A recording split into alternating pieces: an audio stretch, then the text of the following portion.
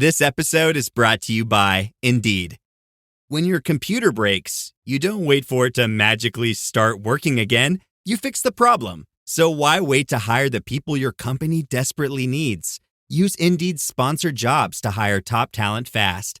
And even better, you only pay for results. There's no need to wait. Speed up your hiring with a $75 sponsored job credit at Indeed.com/podcast. Terms and conditions apply.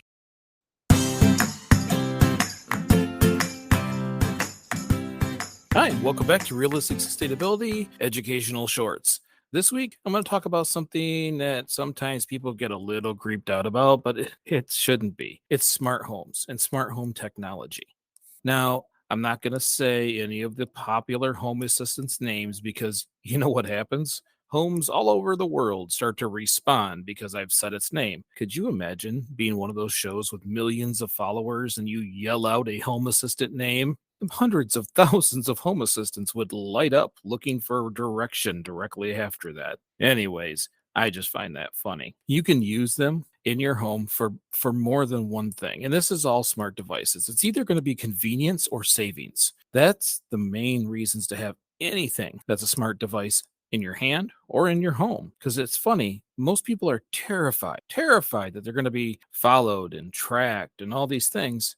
And then quite often they grab their smart device to tweet about it or post on Facebook to say it. The only thing that's really tracking their movements is the thing they're typing on. But who are you? Are you excited about these new technologies or are you scared about these new technologies? Is it the next level of convenience like I think? Or is it Skynet or Big Brother? These are the things that we have to talk about and think about because in sustainability, it is imperative that our homes become smart. They become integrated. They work with the electrical grid. They work with basically everything in your life to be as efficient as humanly possible. And you know what these are. In our home, it's robot vacuums. It's automated pet feeders with cameras so that when they get food, you can wave and say hi to Fluffy. There's lighting systems designed for scheduled modifications or so you can just speak out loud and get things on or off. I have a thermostat that works from my phone, hooks to the Wi-Fi. Pretty convenient when the guy was there to fix my air conditioning this last week. Yeah, when it was like 90 plus degrees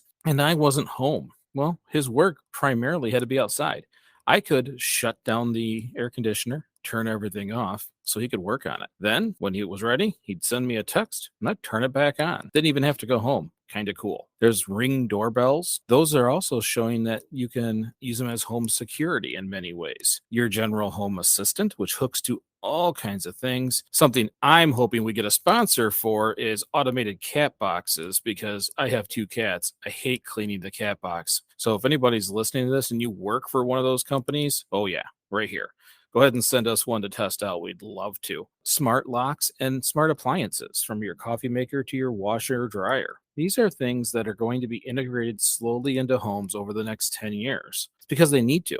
Because cities have their own level. They're going to be communicating with vehicles more than just GPS does already. The street lights, all of those things are going to be communicating. How much electricity, how much water is being consumed will all be tracked and balanced based on need. The city needs us to communicate within the home so it can be accurate. So when they start to communicate as a city, then it can work even better. That's called the Internet of Things or IIoT. You hear about it all the time, but they always say it in kind of like spooky reasons. It's really not that scary. It's just that every device talks to each other. So for example, electricity where I live is more during prime hours. So if I use electricity between 2 and 6, which is really when people use the most, I'm going to pay a higher rate. Let's say I have one of those washer dryer combos and I throw my clothes in there and I'm going to start right now. Well, it can ask me, do you want to wait until later? It's cheaper. Or you can even set it so it automatically does it for you. So you know that you don't really need the clothes washed and dried until tomorrow, but you're just throwing them in now. Well, that washer and dryer can kick in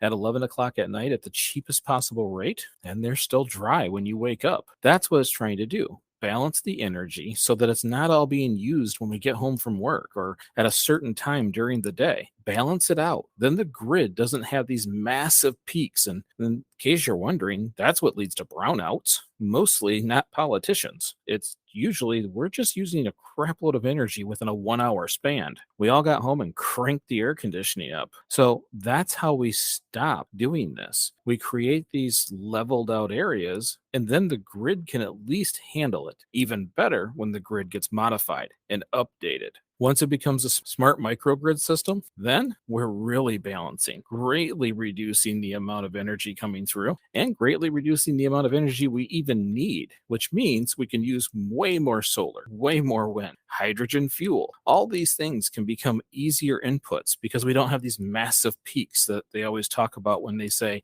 we need an on-demand system. Well, let's reduce that demand and do it without anybody really feeling discomfort. Because if you don't need your clothes done until morning and it delays while you're sleeping and then washes, do you really notice? Does it really affect your life? Not really. So you can, in a sense, schedule to clean your clothes. There's other things too. Let's say all these people have electric cars and the power goes out. Well, the smart system can look around and say, where do I have power? Some people have those APC units that allow it something to stay on for a period of time, but we usually don't have it for things like freezers, refrigerator or freezer. So the system can revert your car battery energy to keep your fridge on at a very minimum level. Yeah, not ruin your food.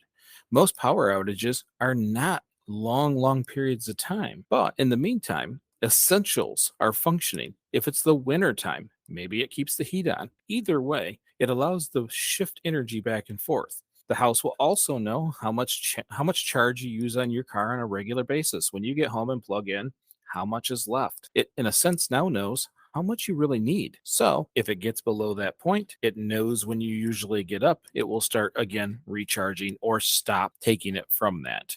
At the very minimum, it helps keep from wasting food in the fridge or freezer, or help keep the temperature in the house a little more regulated so that you don't wake up freezing wondering what the heck happened. And I know that's a northern state joke, but it does happen. And in some places, it can even save your life because of that. In Michigan, we do lose people during power outages when they're sleeping. So this balanced system can help keep it from first of all going down, but second of all, rerouting power. As I always laugh when I say something like that because it makes me sound like I'm the captain of the Starship Enterprise and we're rerouting power to life support. But in a sense, it's exactly what it's doing. The Internet of Things will start synchronizing your home, your city, and your state. After a while, that will greatly reduce our reliance on a lot of the things that are out there. It will also, I told you earlier, it will communicate with cars. It will communicate in all these different ways. Well, that's how you end traffic or greatly reduce traffic. Vehicles already tell you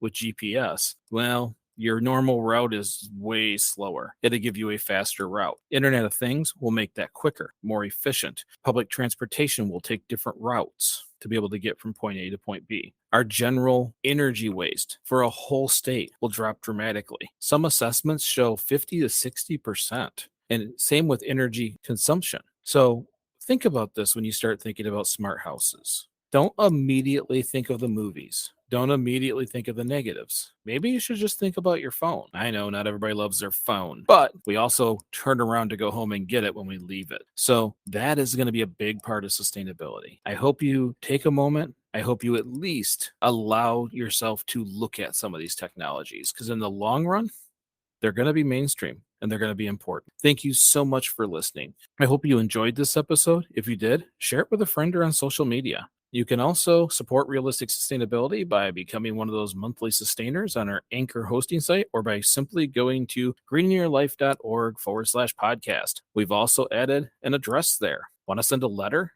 I got to tell you, it makes us smile every time someone does.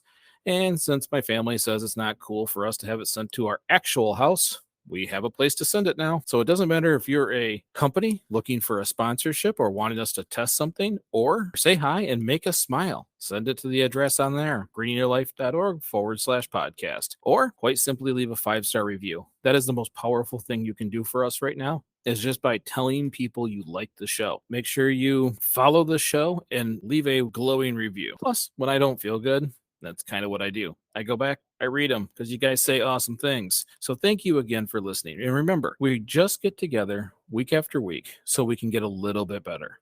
Little bit, big bit. Thank you so very much, and we'll see you next week.